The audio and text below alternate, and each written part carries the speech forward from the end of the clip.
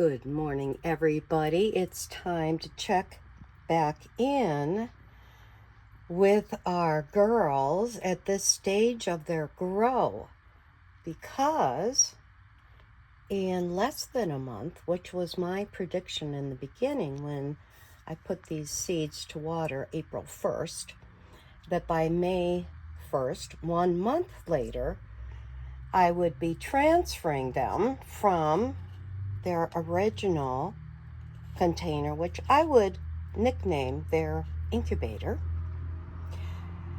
until I transfer them into their next container, which is what they're in right now. They've been in this a couple days, 2-3 days. So they are now no longer baby cannabis. They are toddlers, because they're in their baby beds for the next few weeks. We'll see. I am not making any predictions on these anymore when I'm going to transfer them to their final container, which will be 5-gallon in the big tent. But this is the second container. So the first stage of growing your cannabis is to get them successfully from the seed to a baby.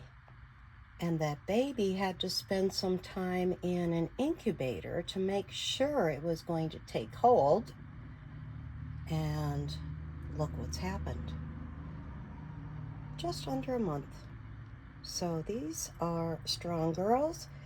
The CJ and the CJ obviously are sisters. They're going to be a little bit shorter than the JZ in the back.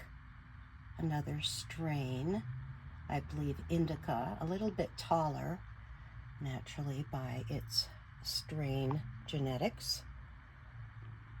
So we are happy because this means a very successful beginning of the next stage of your cannabis grow, getting these toddlers to grow up, grow out, grow multiple layers of these leaf configurations. And we're going to get very close to what we're going to talk about next, is what's called fimming, and that has to do with encouraging, by soft training, these little girls to grow big and strong.